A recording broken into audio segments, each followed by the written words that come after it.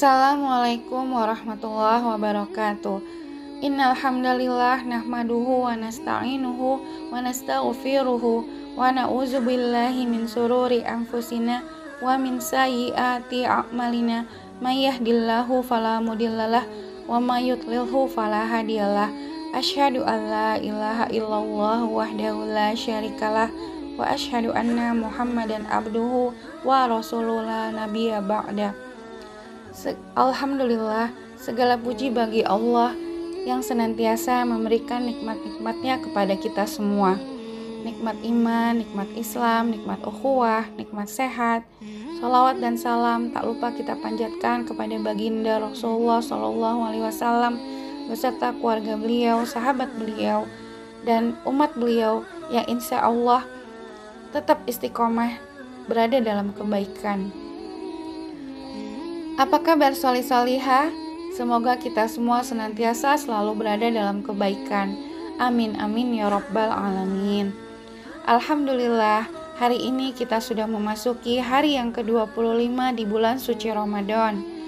Yuk solih-solihah, kita tingkatkan lagi amalan-amalan solih kita, ibadah-ibadah kita, perbanyak lagi bacaan-bacaan Quran kita, dan semoga kita dapat meraih malam Lailatul Qadar.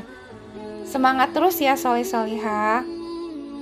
Nah, pada kesempatan kali ini, insya Allah Ibu akan memberikan tausiah tentang 8 golongan orang yang berhak mendapatkan zakat. Siapa saja mereka? Salah satu perintah dalam Al-Quran yang merupakan salah satu rukun Islam adalah membayar zakat.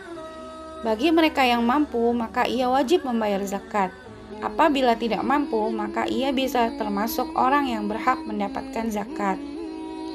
Dalam Al-Quran surat At-Taubah ayat 60, Allah Subhanahu wa Ta'ala berfirman, yang artinya, sesungguhnya zakat-zakat itu hanyalah untuk orang-orang fakir, orang-orang miskin, pengurus-pengurus zakat, para mu'allaf yang dibujuk hatinya, budak, orang-orang yang berhutang, orang-orang yang berjuang di jalan Allah, dan untuk mereka yang sedang dalam perjalanan, sebagai suatu ketetapan yang diwajibkan Allah, dan Allah Maha Mengetahui lagi Maha Bijaksana.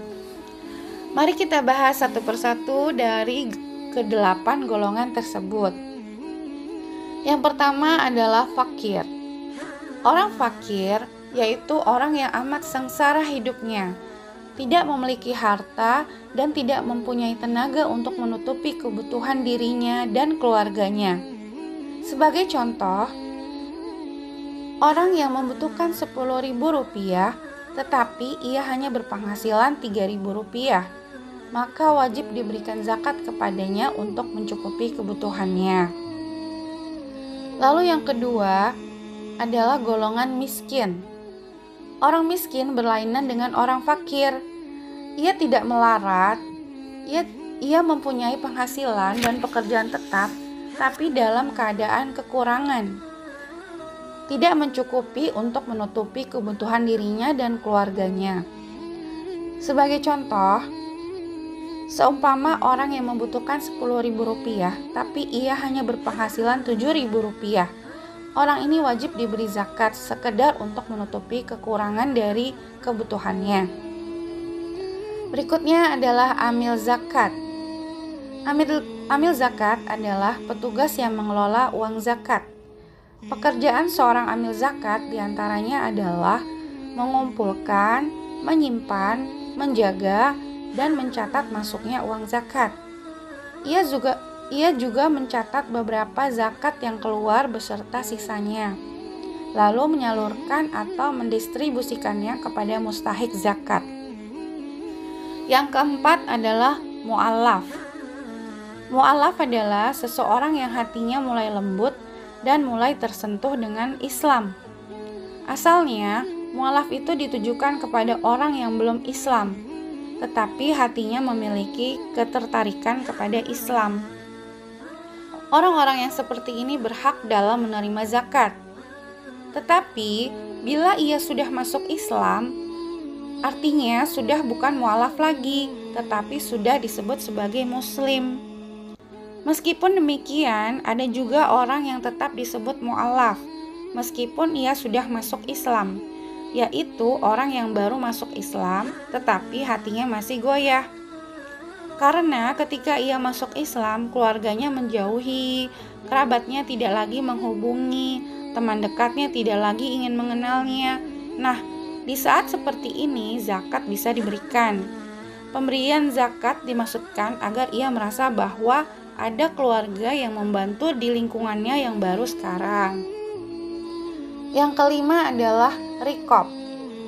Pada zaman Rasulullah SAW, seorang budak seringkali diperlakukan secara tidak manusiawi. Salah satu cara untuk melepaskan para budak dari siksaannya adalah dengan cara membebaskannya atau memerdekakannya. Riqab secara bahasa artinya memerdekakan budak. Artinya zakat diberikan untuk tujuan memerdekakan seorang budak agar ia terlepas dari siksaannya. Yang keenam, ghorim.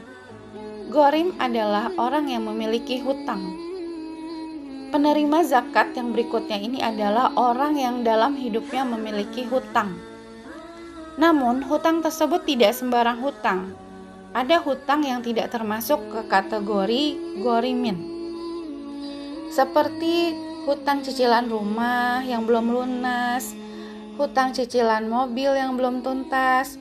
Orang yang memiliki hutang berupa cicilan, maka ia tidak berhak untuk mendapatkan zakat. Ghorimin adalah hutang yang diberikan pada seseorang sebagai penerima zakat karena ia punya suatu tanggungan yang pernah digunakan untuk maslahat dalam syariat. Misalnya, ada seseorang yang pernah membantu dalam pembangunan madrasah atau masjid. Begitu berjalannya proyek, tiba-tiba usaha atau bisnisnya sedang menurun, sehingga terlibat dalam pemenuhan yang belum selesai, bahkan terlilit hutang.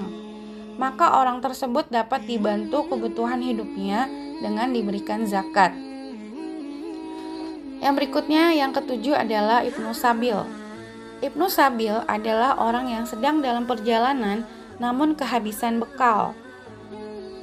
Ingat, poinnya adalah ia dalam perjalanan dan kehabisan bekal. Jadi, kalau ia berada dalam perjalanan tetapi tidak kehabisan bekal, itu namanya musafir. Beda antara Ibnu Sabil dengan musafir. Orang yang tergolong Ibnu Sabil dapat diberikan zakat agar ia bisa meneruskan perjalanannya. Yang terakhir adalah yang kedelapan, fisabilillah. Sebagaimana terjemahannya bahwa penerima zakat yang selanjutnya adalah orang yang berjuang di jalan Allah. Ulama berbeda pendapat mendefinisikan pengertian fisabilillah secara makna operasional. Fisabilillah menurut pendapat ulama terkuat adalah orang yang berjuang di jalan Allah dalam makna peperangan. Itu sebabnya zakat bisa dikumpulkan untuk kemudian diserahkan kepada orang-orang yang berada di Palestina ataupun di Syria.